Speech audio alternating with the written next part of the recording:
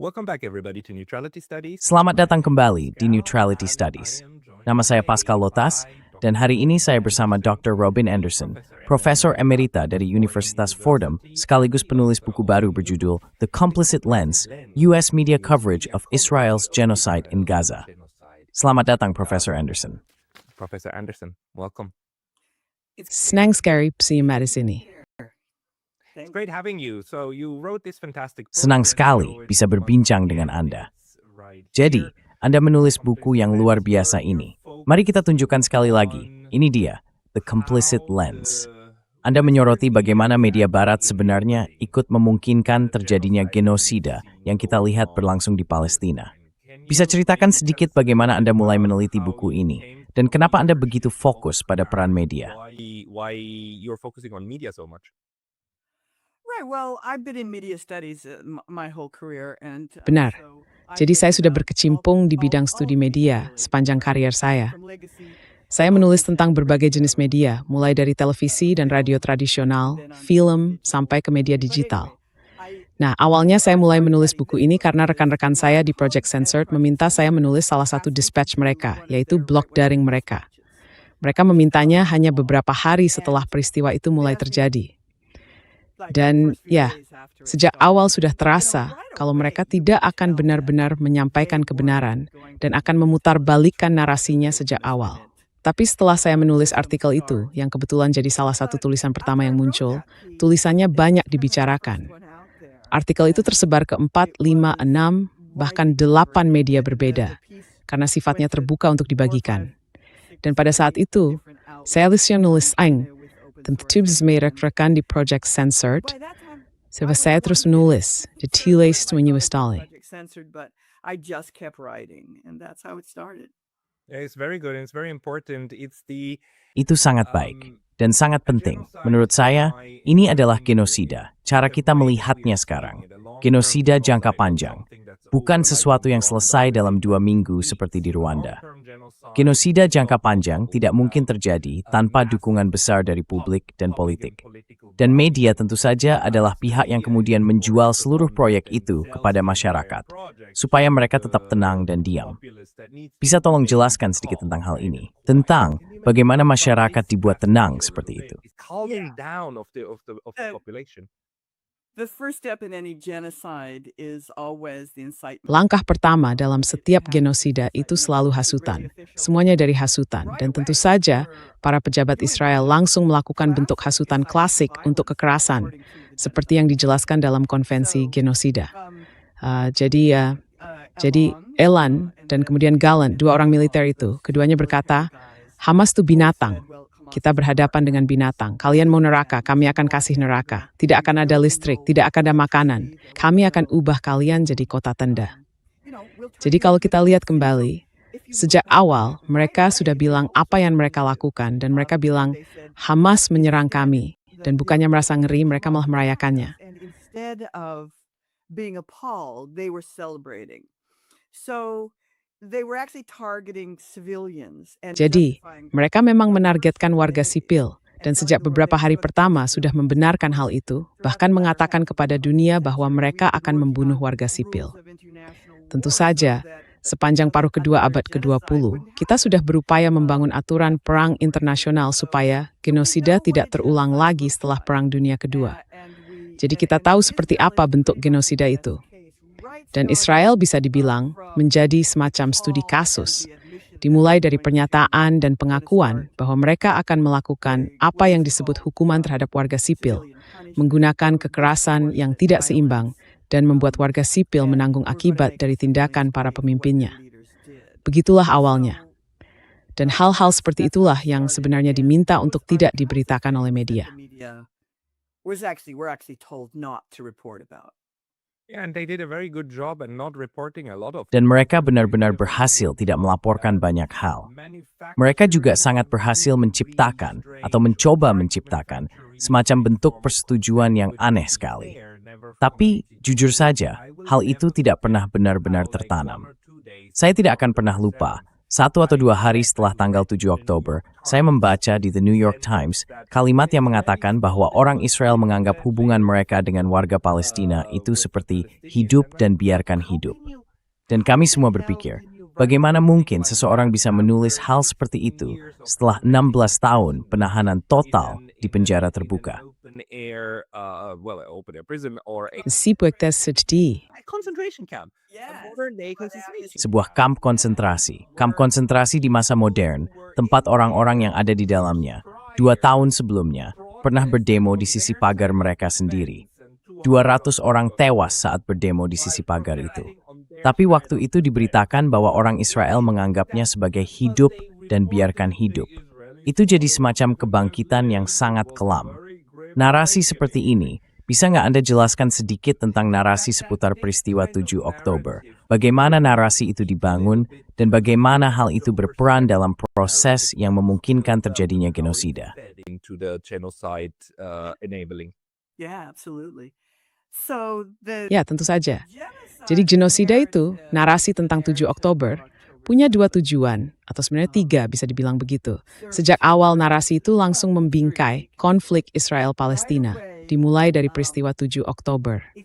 Jadi itu dijadikan titik awal, seperti yang kamu bilang. Seolah-olah ini muncul begitu saja, kita nggak tahu apa ini. Dan katanya mereka punya sikap hidup berdampingan. Mereka mengaku hanya korban yang tak bersalah, gitu.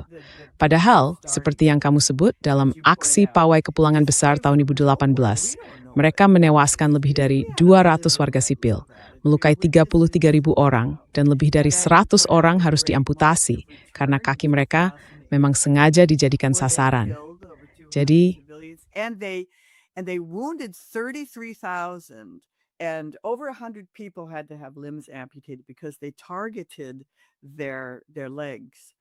So that was a peaceful demonstration. It wasn't itu adalah demonstrasi damai. Aksi itu bukan diselenggarakan oleh Hamas. Acaranya berlangsung berbulan-bulan, mulai dari akhir Maret sampai akhir tahun 2018. Dan itu tanpa kekerasan.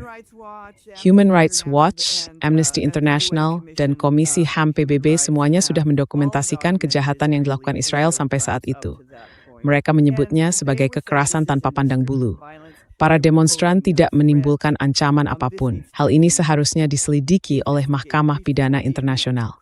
Jadi semua itu memang sedang terjadi. Nah, yang dilakukan oleh narasi tentang peristiwa 7 Oktober adalah menariknya keluar dari konteks sejarah perang itu sendiri.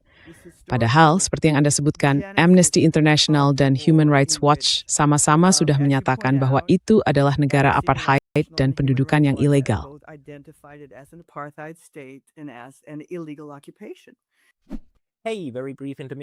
Hey, sebentar aja ya, jeda singkat. Jadi aku baru aja kena ban dari YouTube. Meskipun sekarang udah balik lagi, hal kayak gitu bisa aja terjadi kapanpun.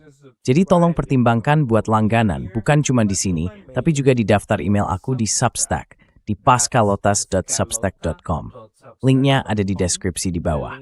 Sekarang kita lanjut lagi ke videonya.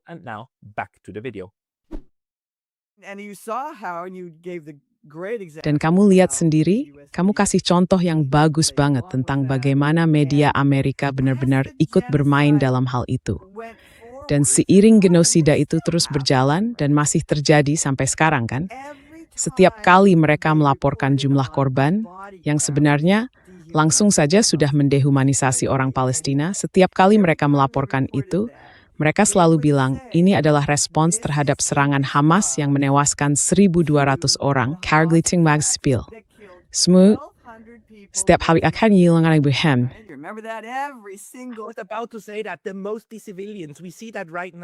Mereka itu kebanyakan warga sipil. Sekarang, kita sering banget lihat hal seperti itu.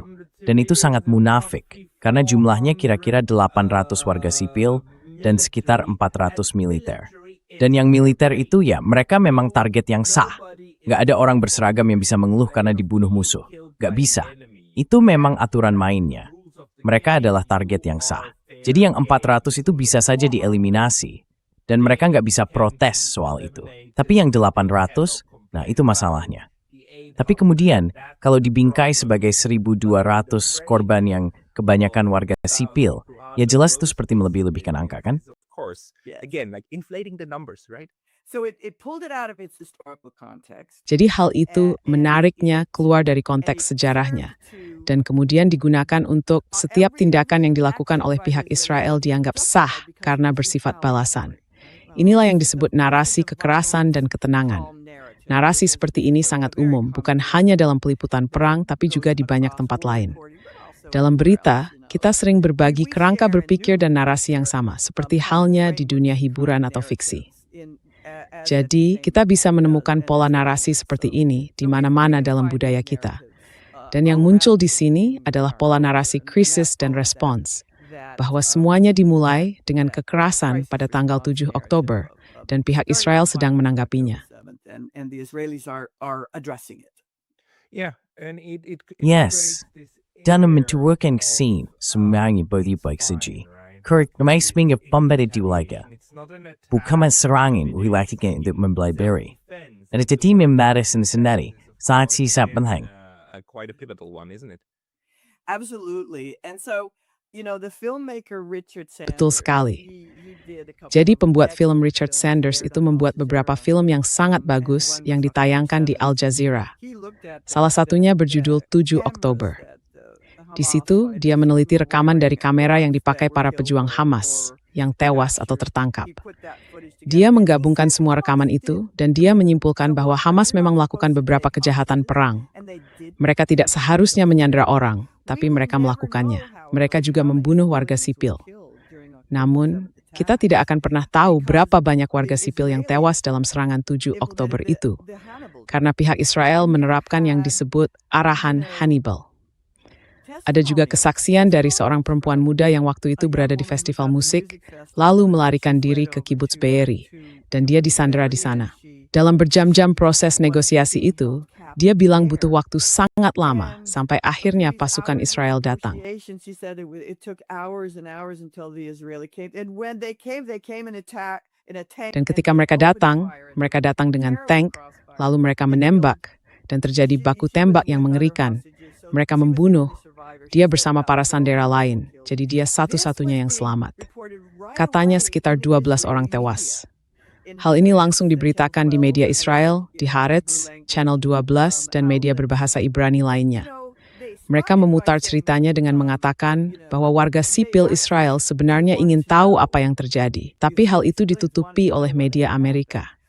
Sampai sekarang pun masih begitu. Saya pernah jadi tamu di sebuah podcast bulan Desember lalu, dan ada seorang anak muda yang cerdas bertanya, jadi apa yang terjadi setelah 7 Oktober, ketika Hamas membunuh sekitar 1.200 orang, kebanyakan warga sipil kan? Jadi intinya, orang Israel membunuh rakyatnya sendiri.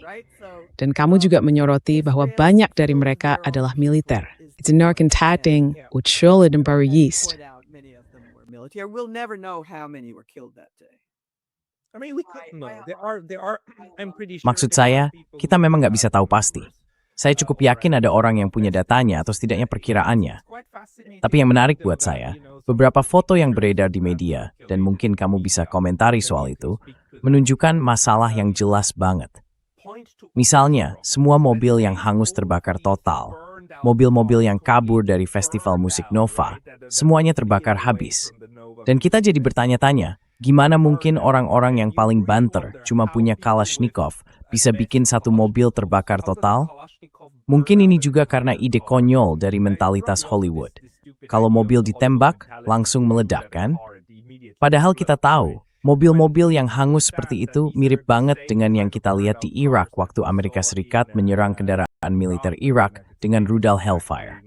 Iraqi army vehicles with Hellfire missiles. I mean, these are pretty sure like helicopter. Maksud saya, ini jelas seperti rudal yang ditembakkan dari helikopter ke mobil, lalu membakar semuanya habis. Dan sekali lagi, untuk menegaskan hal itu, dari sekitar 800 warga sipil yang tewas, kita masih belum tahu berapa banyak yang sebenarnya dibunuh oleh pihak Israel sendiri. Jadi ya, memang benar Hamas membunuh warga sipil, dan itu terjadi akibat serangan ini. Tapi jumlah korban dan bagaimana mereka tewas masih sangat diperdebatkan. Foto-foto ini beredar luas, kan? Tapi seolah tidak benar-benar diperhatikan. Tidak pada perubahan dalam pola bicara ICM memberitakan hal ini. Mereka tetap menyalahkan setia. termasuk mobil Mansur kibat bom kepada Hamas. Including the bombed out cars on Hamas. Exactly. And the Betul sekali. Jadi para pilot Israel waktu itu ada di helikopter Apache dan mereka menembakkan semua amunisi mereka ke arah festival musik, ke area tempat festival itu berlangsung. Saat itu orang-orang masih berlarian dan Hamas sedang berusaha menuju perbatasan untuk membawa sandera. Mereka menembak ke semua arah. Kami melihat mobil-mobil yang terbakar, tank juga menembak ke bangunan-bangunan di kibbutz. Hamas tidak mungkin melakukan itu. Mereka tidak punya senjata yang bisa menghancurkan bangunan seperti itu. Memang ada banyak kebakaran. Saya pikir ada satu kasus di mana Hamas membakar sebuah rumah. Hanya satu kasus itu saja. Tapi foto-foto yang kamu maksud itu menunjukkan sisa-sisa yang hangus. Richard Sander membahas hal ini, dan banyak jurnalis lain juga menulis tentangnya. Jonathan Cook dan beberapa jurnalis Inggris lain yang sangat baik. Some other very good British journalists. Dan di media alternatif independen kita, mereka juga melakukan pekerjaan yang sangat baik dalam melaporkan hal ini. Saya teringat Max Blumenthal yang menunjukkan foto-foto tubuh yang terbakar itu, dan Netanyahu yang menelepon Biden mengatakan ada bayi-bayi yang tangannya diikat dan dibakar di oven. Seolah-olah itu seperti peristiwa Holocaust. Jadi kebakaran dan kekejaman seperti itu kemungkinan besar 99% bukan dilakukan oleh Hamas karena mereka tidak punya senjata seperti itu. Seperti yang sering dikatakan Richard Sander, ya, Hamas memang membunuh beberapa warga sipil. Tapi yang diberitakan media justru hal-hal yang sebenarnya tidak dilakukan oleh Hamas, seperti bayi yang dipenggal, tubuh yang dibakar, Holocaust, semua itu hanyalah propaganda. There was also a very infamous piece in the New York Times. Dan ada juga sebuah artikel yang sangat terkenal di New York Times, judulnya Screams Without Voices. Atau, ya tentang, bukan itu, tapi tentang pemerkosaan, dugaan pemerkosaan yang dilakukan oleh Hamas. Dan tentu saja soal 40 bayi yang dibakar. Hal lain yang gak akan pernah saya lupakan adalah melihat seorang presiden Amerika berdiri di depan kamera, mengatakan dia dari saja melihat foto-foto tentang sesuatu, bahkan media Osafwa, kemudian bilang, sebenarnya, Indians. The mainstream press later said actually doesn't exist. And they were discredited long before. Dan mereka sudah kehilangan kredibilitas jauh sebelumnya. Soal 40 bayi itu, Lembaga Asuransi Israel langsung dalam waktu sekitar sebulan merilis data demografi dan nama-nama orang yang tewas pada tanggal 7 Oktober. Ternyata hanya ada satu bayi, satu saja, tepatnya satu anak yang berusia di bawah 2 tahun. Jadi jelas bukan 40. Informasi ini sebenarnya mudah diakses oleh siapapun, termasuk para jurnalis. Begitu juga dengan semua cerita yang muncul dari para propagandis Israel itu. Out of these Israeli propagandists.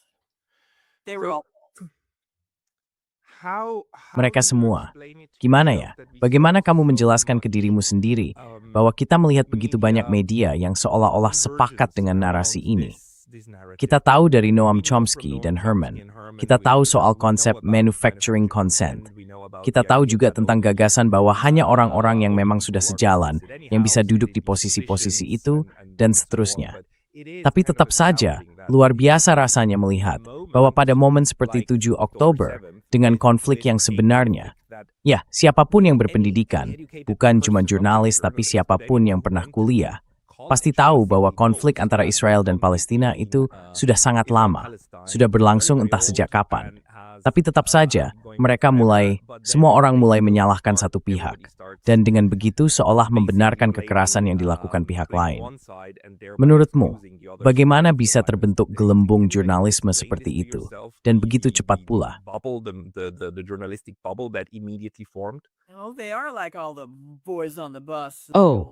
Mereka itu seperti semua jurnalis di bus. Istilah lama ya. Sekarang bukan cuma boys lagi, tapi juga girls, laki-laki dan perempuan. Jadi konsensus yang pro-Israel itu sebenarnya sudah terbentuk di media Amerika jauh sebelum tanggal 7 Oktober. Dan kalau kita telusuri ke belakang, dulu mereka masih agak lebih kritis terhadap beberapa hal yang dilakukan oleh Israel. Misalnya waktu tahun 2021 di Yerusalem Timur, Zinfela Zinpert mengakui Zimbabwe top stories multinek mefsistena. the Tusser warga, is reasoning kekerasan. Palestinians, and they were demonstrating, Kamu tahu, mereka bingnya, mereka memang menembakkan gas air mata, dan sebagian masuk ke lingkungan itu. Letaknya sangat dekat dengan Masjid Al-Aqsa, dan sebagian gas air mata masuk ke dalam masjid. Jadi, memang ada sebagian hal yang benar, tapi ada juga proses panjang yang mengarah ke situ. Dan menurut saya, ya mari kita bahas dua hal utama. Pertama, lobi Israel. Kedua, fakta bahwa New York Times sudah lama dikenal sebagai media yang sangat pro-Israel, bisa begitu rap karena hubungan panjang mereka dengan masyarakat Israel yang terbangun lewat biro mereka di Yerusalem selama bertahun-tahun. Mereka membeli sebuah rumah, dan biro mereka berada di sana, di atas rumah itu. Mereka membangun kantor di atas rumah seorang jurnalis Palestina yang dulu bekerja untuk BBC, yang terpaksa meninggalkan rumahnya saat peristiwa Nakba. Dia naik taksi bersama keluarganya dan meninggalkan semua barang-barangnya.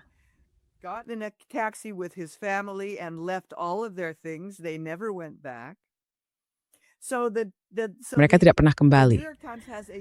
Jadi New York Times punya kepentingan sendiri dalam bias geostruktural ini. Bias yang sudah melekat dari awal. Bagaimana mereka bisa melaporkan soal hak untuk kembali kalau kantor mereka menempati gedung yang harus mereka tinggalkan kalau orang Palestina benar-benar mendapatkan hak itu. Ini masalah besar loh. Banyak kepala biro di Yerusalem, anak-anak mereka semua ikut wajib militer di IDF. Dan terutama satu orang yang masih bekerja, yang menulis New York Times, yaitu Isabel Kirshner. Suaminya waktu itu nulis artikel banyak terpeninggal 7 Oktober dan satu artikel yang pro-Falnek. Before October 11th and then a terrible one afterwards. Her husband was actually working. Suaminya sebenarnya bekerja di sebuah lembaga think tank dan tugasnya adalah mengurus hubungan masyarakat untuk IDF.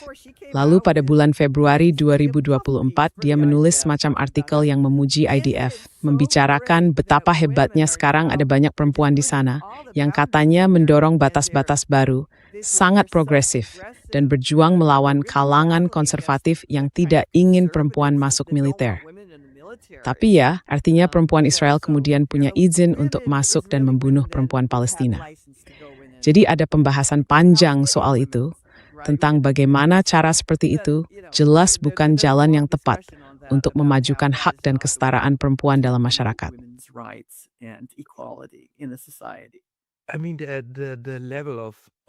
Maksud saya, tingkat penyalahgunaan militer terhadap hal-hal yang tadinya saya pikir sulit untuk dimiliterisasi atau dijadikan alat propaganda militer, itu benar-benar luar biasa.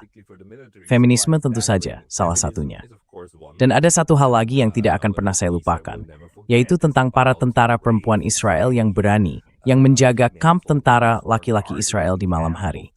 Tentara laki-laki itu bisa tidur dengan tenang, karena mereka tahu sedang dijaga oleh para perempuan pemberani ini.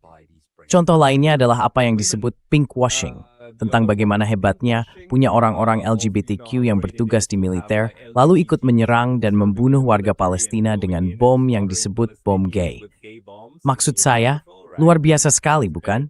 Maksud saya, seolah-olah lebih baik mati kalau bom yang jatuh di kepala kita itu berwarna pelangi. Kita sudah melihat semua itu. Bagi saya itu sangat mengejutkan. Sangat mengejutkan bahwa narasi itu begitu kuat, sampai bisa menarik semua nilai-nilai liberal, memutarnya balik, dan menggunakannya untuk kematian, kehancuran, dan genosida. Yes, absolutely. The other thing that happened. Ya, tentu saja. Hal lain yang terjadi adalah upaya untuk membentuk pandangan yang sangat pro-Israel terhadap militer, terhadap program perlindungan militer, program perlindungan Israel, untuk benar-benar menciptakan kerangka berpikir yang pro-Israel. Dan itu datang dari atas ke bawah. Jadi begini, pada bulan Januari 2024, beberapa jurnalis di CNN membocorkan dokumen yang pada dasarnya menunjukkan bahwa CNN mengirim naskah beritanya ke Biro Yerusalem, tempat IDF bisa meninjau sebelum dipublikasikan. Mereka benar-benar melakukan itu, sama seperti yang dilakukan New York Times. Nah, artikel itu baru keluar sedikit belakangan, sekitar awal April 2024. Dan kedua laporan itu diterbitkan di The Intercept. Were published in The Intercept. And the journalists were expressing Para jurnalis itu menunjukkan keprihatinan dan kegelisahan yang besar. Karena itulah mereka secara anonim membocorkan dokumen-dokumen berisi arahan yang mereka terima. Nah, kalau bicara soal The New York Times, kedua media itu sama-sama melarang penggunaan kata genosida dan mengatakan, jangan pakai kata pembantaian untuk apapun yang dilakukan Israel. Jadi dalam 6 minggu pertama perang, kata pembantaian pakai 55% dari waktu untuk menyebut warga Israel dan hanya 1 kali untuk pembunuhan terhadap warga Palestina. Tapi yang dilakukan The New York Times sebenarnya adalah menghapus atau mengeluarkan sama sekali dari wacana mereka semua aturan internasional tentang perang, prinsip-prinsip kemanusiaan dalam hukum perang.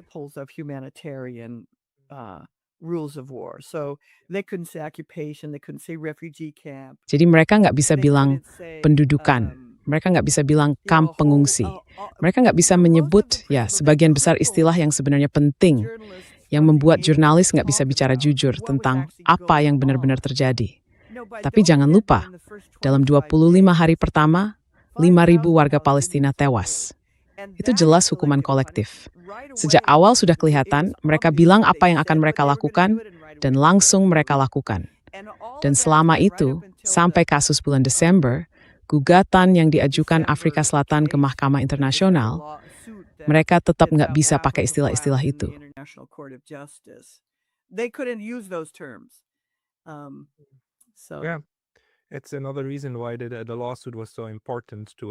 Itu juga salah satu alasan kenapa gugatan itu begitu penting, untuk benar-benar menegaskan bahwa bahkan secara hukum ada dasar untuk menggunakan kata itu.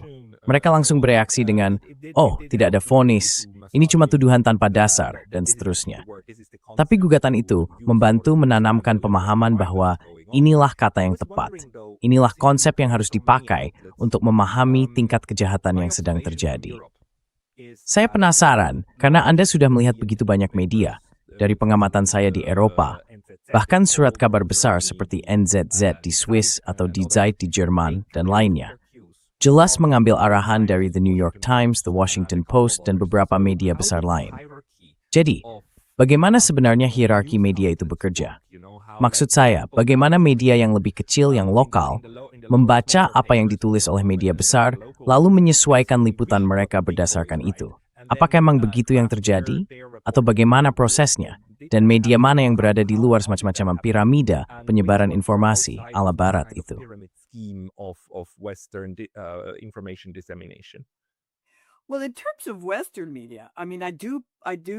Kalau kita bicara soal media Barat, saya memang melakukan analisis konten. Dan ada semacam pemberontakan jurnalisme juga di BBC. BBC punya banyak keterkaitan antara lembaga keamanan nasional mereka, seperti halnya kita, dengan media.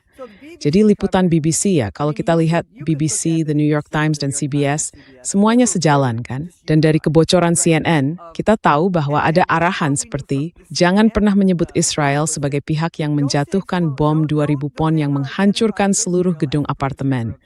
Seperti serangan besar pertama di kamp pengungsi Jabalia pada akhir Oktober.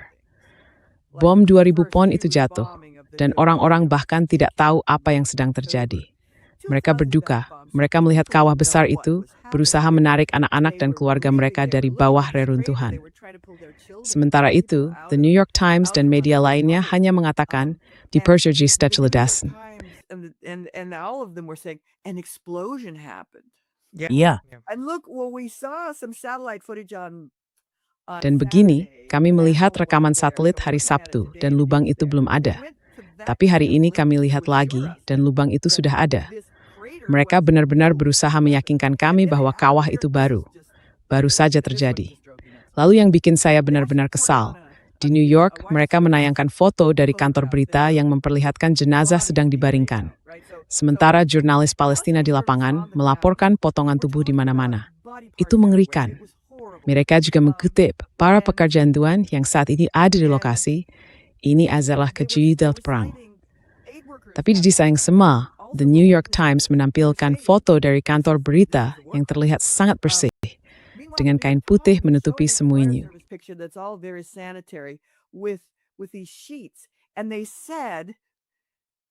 Dan mereka bilang ada sesuatu yang dibungkus kain, yang kelihatannya seperti tubuh manusia. Jadi semuanya samar dan tidak jelas. Dan yang kita temukan belakangan adalah pihak Israel baru menuduh itu berasal dari kita setelah kita mengatakan bahwa kita berhasil menewaskan seorang komandan Hamas atau bahwa kita memang menargetkan Hamas. Jadi kalau kamu menargetkan Hamas dengan narasi tanggal 7 Oktober dan mereka melakukan itu sebagai balasan, mensual pembenarannya. Sementara itu, med dieser resmi dan biam dengan pen dan med berbicara yang sangat kabur, pemata, katanya itu likan, edapnya kamar Twitter sampanyer. Tis the Austrad, and the trotting the last carried bees that pusher rang. People could see that this kind of bias. And yeah, we don't call the New York Times the paper of record for nothing because Ya, kita nggak menyebut The New York Times sebagai koran catatan sejarah tanpa alasan, karena memang itu media yang menentukan agenda.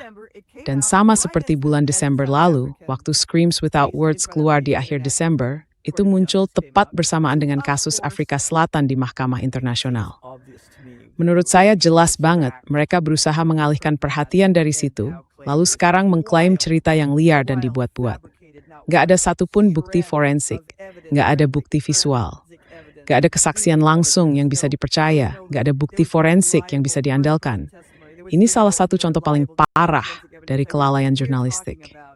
One of the worst cases of journalism malpractice.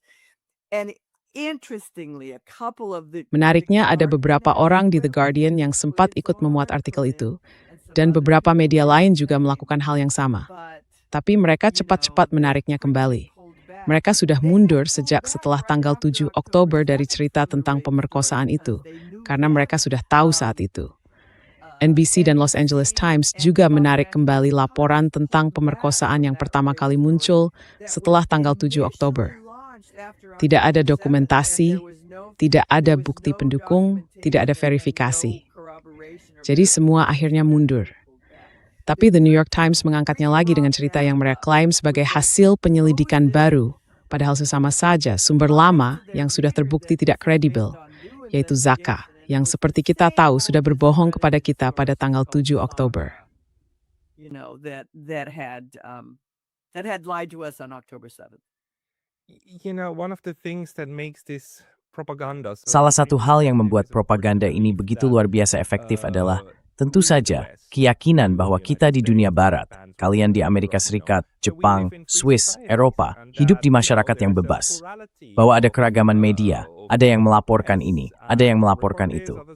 Dan lewat proses dialektika, kita akhirnya menemukan kebenaran karena begitulah cara masyarakat liberal bekerja.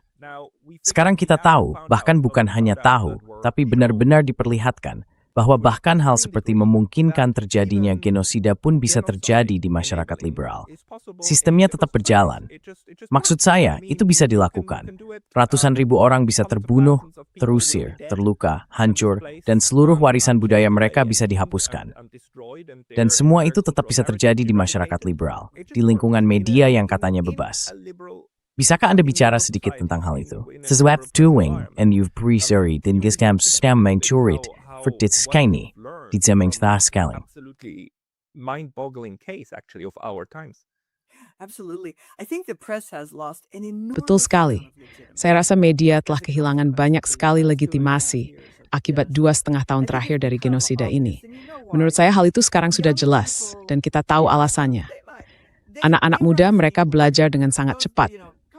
Di kampus-kampus di seluruh negeri ini, dan saya tahu juga di Eropa dan tempat lain, mereka ingin tahu apa yang sebenarnya terjadi, lalu mulai mencari informasi sendiri. Dan kepekaan alami mereka, landasan moral mereka sebagai anak muda, benar-benar terguncang. Karena mereka bisa melihat sendiri apa yang terjadi di lapangan, berkat jurnalis-jurnalis Palestina dan jurnalis Al Jazeera yang saat itu mendokumentasikan semuanya. Mereka melihat penderitaan rakyat Palestina. They saw the suffering of the Palestinian people. They kept documenting over. Mereka terus mendokumentasikan berulang kali kehancuran itu. Pembantaian bunga, begitu mereka menyebutnya. Pada musim semi tahun 2024, mereka mulai membuat rakyat Palestina kelaparan. Dan kita melihat sendiri apa yang terjadi di sana. Jadi kita punya dua kenyataan yang sangat berbeda. Di satu sisi ada media arus utama yang sudah lama berdiri, yang mengikuti narasi dari pihak Israel dan memelintir bahasa yang digunakan. Dan hal itu akhirnya jadi sangat jelas. Menurut saya akibatnya sekarang bisa kita lihat dari angka-angka tentang Israel, tingkat popularitasnya. Dukungan terhadap Israel benar-benar anjlok. 80% anggota Partai Demokrat sekarang tidak lagi mendukung Israel. Dan menurut saya berbagai survei bahkan menunjukkan angka yang lebih rendah dari itu. Lebih dari 50% anak muda di Partai Republik juga menentang genosida dan menentang Israel. Are also against the genocide and against Israel. These are phenomenal numbers, and that happened very. Angkanya luar biasa. Dan semua itu terjadi sangat cepat. Saya rasa kita bisa melihat apa yang sebenarnya terjadi. Tepat seperti yang kamu bilang, kita percaya pada masyarakat demokratis karena media kita tidak bersifat tunggal, bukan milik negara. Kita mempercayai mereka karena kita tidak merasa sedang menjadi sasaran propaganda. Kita percaya bahwa kita menerima informasi yang memungkinkan kita membentuk pendapat sendiri. Cerita tentang genosida Israel itu sejak awal sudah dikemas, ditafsirkan, dan disampaikan kepada kita dari sudut pandang yang pro-Israel. Dan saya percaya hal itu justru merugikan media. Tapi sekarang, kita hidup di dunia barat, kan? Dan tentu saja juga di tempat-tempat lain.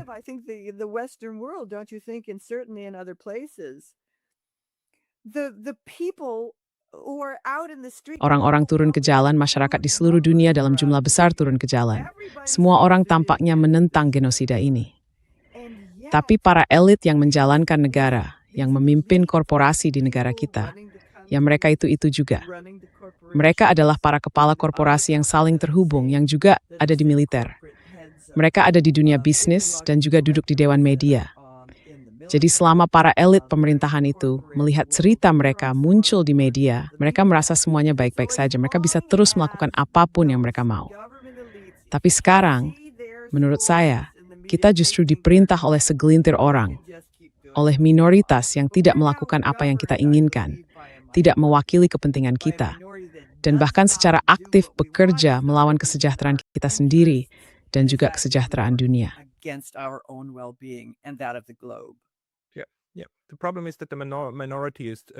Masalahnya adalah, kelompok minoritas itu masih cukup besar. Nggak perlu lebih dari sekitar 25% tanpa senjata, atau kira-kira 10% kalau bersenjata, untuk menekan yang lain. Dan mereka masih punya jumlah itu. Sisanya dijalankan lewat sistem. Maksud saya, keunikan dari sistem pemilu Amerika misalnya, seperti yang dikatakan sebagian orang di bidang hubungan internasional, adalah bahwa mau kamu pilih Demokrat atau Republik, hasilnya tetap saja.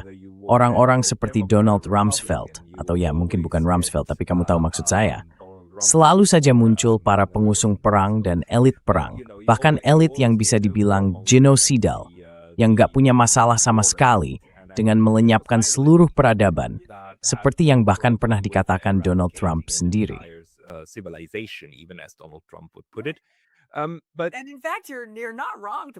Sebenarnya kamu nggak salah waktu menyebut Rumsfeld.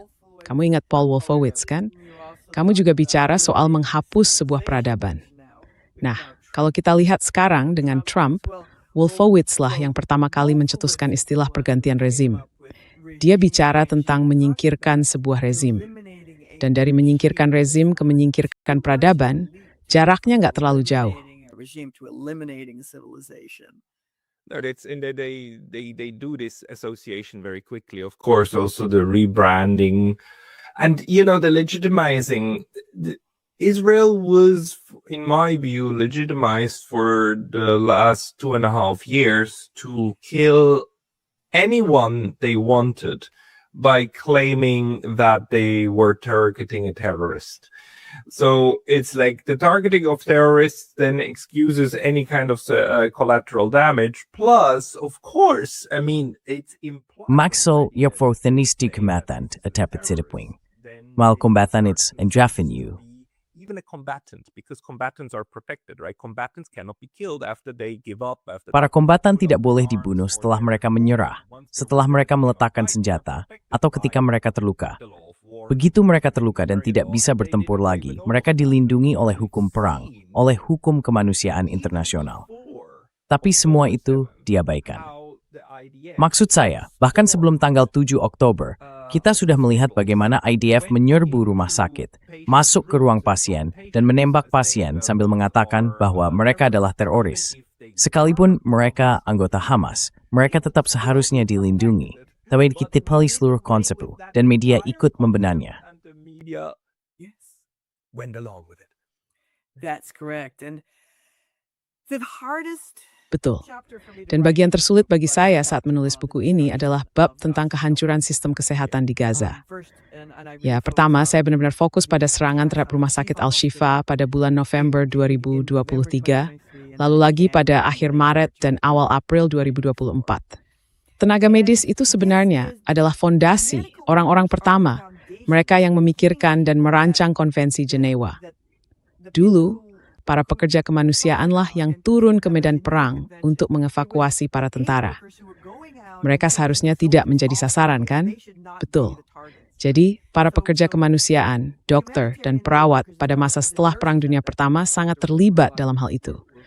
Dan perlindungan awal bagi dokter, perawat, serta bantuan yang masuk ke medan perang, itulah yang menjadi dasar dari konvensi tentang genosida. was the foundation really of the genocide conventions. What Israel did to Al-Shifa Hospital in November 2023 was unheard of in modern warfare. And the way they got away with it, you're not going to believe this. Sounds Well, I think you probably know this, but the 3D dimensional slick trickery video that showed a kind of an antiseptic, strange Hamas Pentagon it came out of the Israeli imagination. It was an animated video in 3D that showed you going down layers into the ground that had these Hamas commanders walking around. And this was structures under Al-Shifa Hospital. And they promoted that, and they kept repeating, but if a hospital is used for the enemy, they lose their international protections under the law. In Hutchison Habiyu Navizangap Hinchits of Persia. You know, I've really went into this in the book in great detail. I was looking at the material from Doctors Without Borders. Saya melihat materi dari dokter lintas batas, dari dokter melawan genosida, dan dari semua dokumentasi yang ada.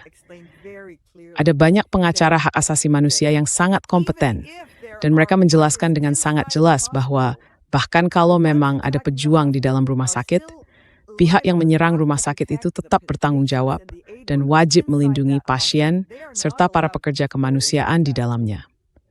Mereka tidak boleh begitu saja masuk dan menyerang, meskipun ada pejuang yang menembak dari dalam rumah sakit. Aturannya sangat jelas, tapi juga sangat rumit.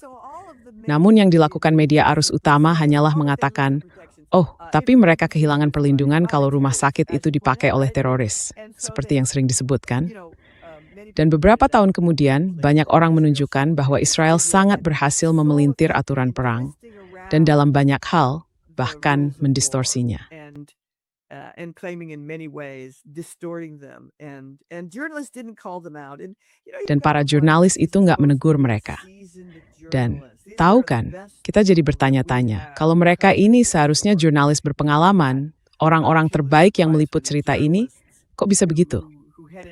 Maksud saya, ada jurnalis pemenang hadiah Pulitzer yang namanya tercantum di laporan Screams Without Words.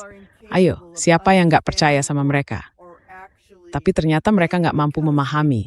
Atau mungkin karena mereka belum pernah menulis soal ini, mereka benar-benar nggak tahu. Sulit buat saya percaya itu. Karena, ya, siapapun bisa belajar aturan internasional. Aturannya dijelaskan dengan sangat jelas di banyak situs web. Dan saya rasa, bahkan jurnalis senior atau dari media arus utama pun bisa menemukan situs-situs itu. Tapi saya nggak yakin mereka benar-benar berusaha mencarinya. And I don't think they even tried. Tidak. Tapi kita maksud saya kita di pihak kita harus mengakui bahwa mereka sebenarnya adalah propagandis terbaik yang dimiliki Barat. Maksud saya mereka luar biasa dalam melakukan apa yang memang menjadi tugas mereka, yaitu membangun persetujuan untuk genosida, memastikan agar genosida itu bisa terjadi. Bukan hanya itu, karena Satu-satunya hal yang mungkin sedikit saya bedakan pendapat dengan Anda soal buku itu adalah pada judulnya, Kemanamtahak Genosida Israel. Saya berargumen bahwa itu sebenarnya adalah genosida Barat, genosida Euro-American Pax Palestina. On the Palestinians, that is, it couldn't be done without the bombs from there. It couldn't be done without. Itu nggak mungkin terjadi tanpa bom dari sana. Nggak mungkin juga tanpa dukungan logistik. Nggak mungkin tanpa dukungan propaganda dari media. Kamu tahu, ada banyak hal yang memang diperlukan dan dilakukan oleh negara-negara di Barat secara kolektif, yang akhirnya menyebabkan semua orang di Palestina itu tewas. Menyalahkan Israel saja, menurut saya, ya terlalu sempit. Skala kejahatannya itu luar biasa besar sebenarnya. Iya, en informasi kamu justru menunjukkan how bored. Pemais dit sen rintai. To exactly that, how this was so important, wasn't it? Yeah, and for the Al-Shifa, the first Ya, ya. attack, Dan soal Al-Shifa, serangan pertama itu, media Amerika langsung, Departemen Luar Negeri dan pejabat tertinggi di pemerintahan Amerika mengonfirmasi, benar-benar mengonfirmasi. Dan itu disertai video 3 dimensi yang terlihat sangat meyakinkan. Lalu Gedung Putih dan semua mesin propagandanya bilang, oh ya, kami punya intelijen. Tapi tentu saja mereka tidak pernah bilang dari mana intelijen itu berasal. Dan mereka bilang punya intelijen yang membenarkan klaim Israel bahwa rumah sakit itu sudah dikuasai oleh Hamas. that hospital is taken over by Hamas. And it Is it was TCQ, Tap nothing but Meridio? lies. And by I think it was November. Dan kamu tahu, sekitar bulan November atau Desember, Washington Post merilis laporan. And they looked down Mereka at all. benar-benar melakukan investigasi. Dan mereka memeriksa area di bawah rumah sakit itu. Mereka bilang tempat-tempat yang katanya digunakan untuk menahan Sandera atau markas pejuang Hamas ternyata tidak menunjukkan tanda-tanda pernah ditempati. Memang ada terowongan di bawah tanah dan ada para pejuang gerilya. Mereka keluar masuk lewat bawah dan banyak dari terowongan itu sebenarnya dibangun oleh pihak Israel. Dan tentu saja, Hamas dulu didanai oleh Netanyahu di tahun 80-an. Jadi kita sedang bicara tentang sejarah yang panjang di sini. Dan mengklaim bahwa ada markas permanen di bawah rumah sakit itu benar-benar tidak masuk akal. Ada banyak cara untuk menjelaskan istilah kabut perang. Tapi kebingungan di kepala kita saat mendengar semua propaganda ini juga bagian dari kabut perang itu sendiri. To break and variety of the loose trains. Ding mematat shik, kajir mereka was cap on step iris a seat polistring. Itu sung musen. Every freaking hospital in Palestine, in Gaza. Ya benar, mereka memang melakukannya. Menurut saya, ukuran paling jelas apakah seseorang bisa lolos dari tuduhan genosida adalah pihak mana yang masih bisa liburan. Saya baru saja dari Thailand, dan di resort tempat saya menginap, banyak sekali tulisan dalam bahasa Ibrani, tapi tidak ada satupun kata dalam bahasa Arab. Maksud saya, tidak ada orang Palestina di sana. Tapi orang Israel banyak sekali. Ya, begitulah kenyataannya. Jadi, kalau kamu masih bisa liburan musim panas ke Thailand dan sejenisnya, berarti kamu berhasil lolos dari genosida. Tapi pertanyaan saya untuk kamu, yang sudah meneliti ini secara mendalam, adalah tentang isyarat naratif utama yang digunakan. Key narrative cues that were used. I mean, October 7th, of course. Just as Maksud saya, tanggal 7 Oktober itu, ya sebagai sebuah konsep saja kan. Tanggal 7 Oktober seolah jadi alasan untuk membenarkan segalanya.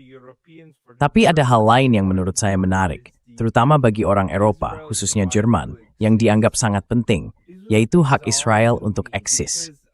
Buat saya itu agak aneh, karena saya belum pernah mendengar istilah seperti itu dalam konteks lain, bukan tentang hak Amerika Serikat untuk eksis, atau hak Chile, atau hak Jepang untuk eksis, hanya tentang Israel.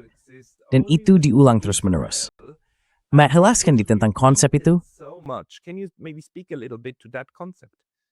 Sure.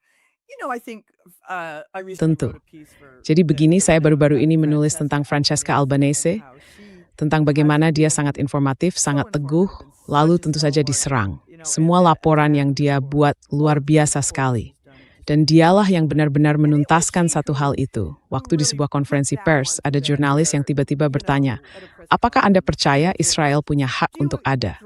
Sama seperti yang dialami banyak warga Palestina. Segelintir yang sempat muncul di media juga terus ditekan oleh pers, benar-benar ditekan. Apakah Anda mendukung Hamas? Atau Anda percaya Israel punya hak untuk ada? Do you support Hamas, or do you believe in Israel's right to exist? And it was shameful. Dan itu memalukan sekali ketika orang Palestina, beberapa yang sempat muncul di siaran, seperti Ta-Nehisi Coates, kalau kamu ingat wawancara di CBS itu, benar-benar buruk. Perilaku jurnalis yang paling parah yang bisa kamu bayangkan. Sementara para tentara itu terus muncul di televisi dan bilang, ya kami sudah berusaha melindungi warga sipil sebaik mungkin, tapi ini perang, kami harus membunuh mereka. Semua itu benar-benar sulit dipercaya. Tapi akhirnya, menurut saya, yang paling tepat justru datang dari Francesca Albanese. Dia yang mengatakan hal yang benar. Dia menjelaskan bahwa Italia tidak untuk ada. Kamu tahu, Israel ada, Prancis ada, Italia ada. France exists, Italy exists. If France and Italy decided to merge, they could. Kalau Prancis dan Italia memutuskan untuk bergabung, ya mereka bisa benar-benar bergabung, dan setelah itu mereka akan jadi sesuatu yang lain. Tidak ada hak yang otomatis bahwa Israel harus ada. Hak itu diberikan kepada manusia, bukan kepada negara. Jadi sejak awal, hal itu memang dimaksudkan untuk menghentikan percakapan, untuk membungkam siapapun, dan menutup kerumitan dari setiap perdebatan. Dan tentu saja tidak boleh ada kritik terhadap negara Israel, sementara mereka terus bergerak makin ke arah kanan. Sekarang mereka bahkan punya hukuman mati yang hanya berlaku untuk warga Palestina. Sejauh apa lagi mereka bisa bergerak ke kanan? Maksud saya bahwa mereka punya hak untuk ada? Tidak. Mereka tidak punya hak untuk ada. Maaf. No, they don't have a right to exist. I'm sorry.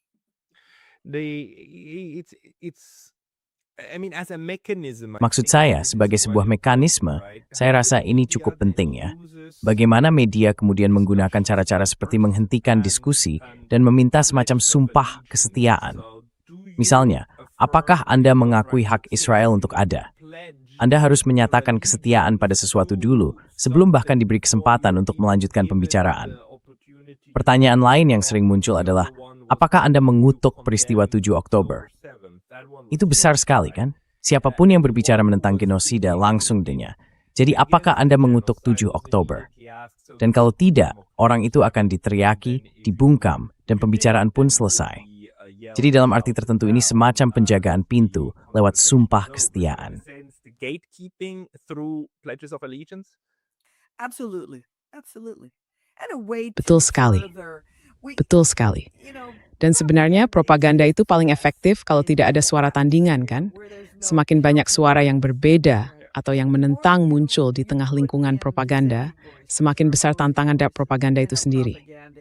Karena itulah, bagi kebanyakan orang di seluruh dunia, mereka cukup melihat lewat ponsel mereka untuk tahu apa yang sebenarnya terjadi di Gaza. Benar. So that's why it really didn't work for us. Jadi itulah sebabnya hal itu sebenarnya tidak berhasil bagi kami, tapi tetap berjalan, karena memang sesuai dengan kepentingan orang-orang yang merancangnya. Mereka hidup di dalam gelembung beltway mereka, dan berpikir, ya sudah, selama saya bisa membacanya di koran, berarti sudah dikonfirmasi, kita bisa lanjut. Tapi bagi yang lain, terutama di arus utama, suara-suara Palestina benar-benar dihapus. Mereka langsung tersingkir. Seorang penulis Palestina yang luar biasa bernama Alyan menyoroti hal itu dengan sangat jelas. Dia bilang, kami dipaksa untuk bernyanyi demi sesuap nasi, memohon agar diberi waktu tayang. Padahal yang kami minta cuma satu, agar jurnalis menjalankan tugas dasarnya. Mereka yang justru menyebutnya bukan sebagai serangan Israel terhadap penduduk sipil, tapi sebagai perang Israel-Hamas, atau perang Israel-Palestina, atau perang Israel apapun. Whatever war, but then they didn't tell us both sides of the story, right? Tapi waktu itu, mereka nggak kasih tahu kita dua sisi dari ceritanya kan? Padahal seharusnya dua-duanya disampaikan. Itu hal yang penting banget. Saya sendiri nggak percaya pada objektivitas mutlak, tapi bersikap adil dan agak seimbang, itu jelas bagian dari praktik dan standar dasar jurnalisme profesional. Kita sama sekali nggak dengar apapun dari Hamas. Semua informasi cuma datang dari pejabat pemerintahan. Akhirnya kita harus mengandalkan Jeremy Scahill untuk bisa menghubungi Hamas dan memberitahu kita siapa mereka sebenarnya, serta bagaimana mereka menanggapi pernyataan dari pihak Israel. Tapi itu sepenuhnya di luar kerangka resmi.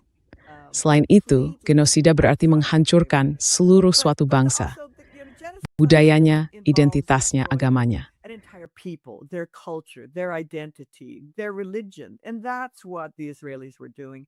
And Dan itulah yang dilakukan oleh pihak Israel. Itulah sebabnya para jurnalis Palestina yang menceritakan apa yang terjadi di lapangan dianggap sangat mengancam. Sensor yang dilakukan Israel di Gaza dilakukan lewat pembunuhan, dan hal itu masih terus terjadi sampai sekarang. Dan jurnalis terkenal yang luar biasa itu, Khalil di Lebanon, dibunuh secara terbuka agar Israel bisa menunjukkan kekuasaannya dan menyampaikan pesan ke dunia. Kami akan terus melakukan ini, kami akan melakukannya tanpa hukuman. Dan kami akan menyingkirkan seorang jurnalis Lebanon yang sangat dikenal dan dicintai. Dan mereka benar-benar melakukannya. Jadi ini tentang menghapus sebuah budaya, menghapus ingatan, dan menghapus mereka yang menjadi saksi atas semua itu.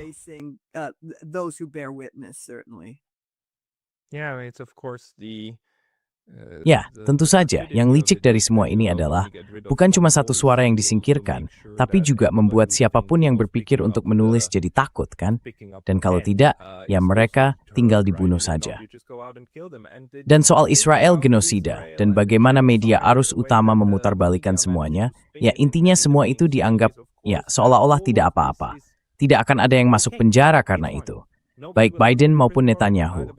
Netanyahu mungkin akan dipenjara karena hal lain, kasus korupsi pribadi dan sebagainya. Tapi bukan karena yang itu. Untuk hal itu, dia tidak akan pernah masuk penjara. Para tentaranya juga tidak akan dipenjara. Malah, di Amerika Serikat, kalau rancangan undang-undang baru yang sedang dibahas itu disetujui, warga Amerika yang pernah bertugas di tentara Israel, di IDF, akan mendapat tunjangan veteran. Kamu dengar soal itu? Sekarang sedang dibahas di Capitol. Against Rose tunjangan veteran berwarga Amerika yang pernah bertugas di IDF.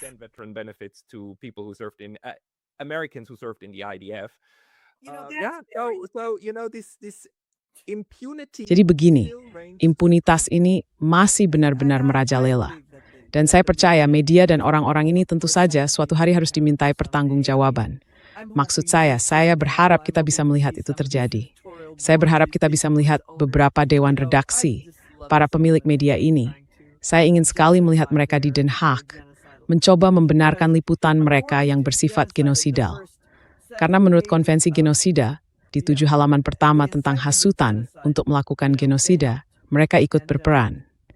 Tapi kalau bicara soal Yayasan Hind Rajab dan Hind Rajab sendiri, dia dibunuh dengan 335 peluru dari tank Israel.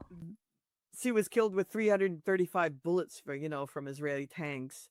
Dan sekarang ada tempat-tempat, saya rasa di Brasil dan juga di beberapa negara lain, di mana tentara IDF sedang ditangkap.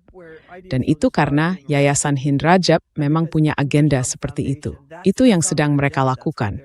Mereka berusaha menemukan para tentara itu, mengidentifikasi mereka, lalu mendorong negara-negara yang menjadi penanda tangan Statuta Roma dan Pengadilan Kriminal Internasional untuk menindaklanjuti dan menuntut mereka atas tuduhan genosida.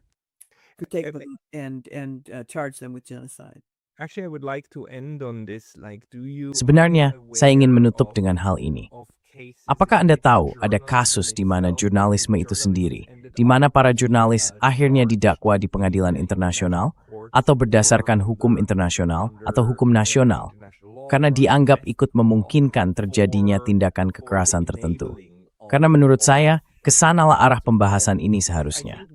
Maksud saya, para jurnalis yang menulis di surat kabar besar, atau orang-orang yang punya acara besar di media, perlu sadar bahwa kalau mereka menyebarkan ujaran yang bisa mendorong terjadinya genosida, mereka bisa saja menghadapi konsekuensi hukum. Apakah kita punya presiden untuk hal seperti itu?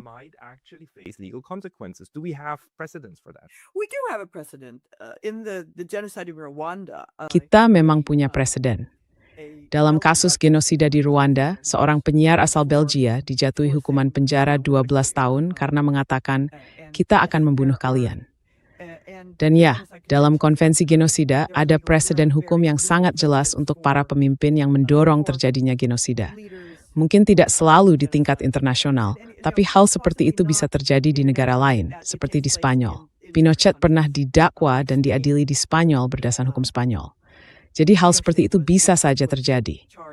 Sebenarnya, seorang teman saya sekarang sudah meninggal, yang dulu menjabat sebagai Presiden Center for Constitutional Rights, Michael Ratner, dia yang memimpin upaya itu. Center for Constitutional Rights, Michael Ratner. Yeah. He headed that.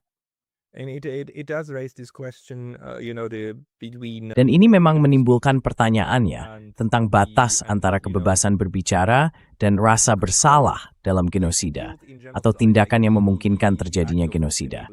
Tapi saya rasa ini adalah pembahasan yang memang perlu kita lakukan kalau kita ingin bergerak menuju situasi di mana hal seperti itu tidak terjadi lagi.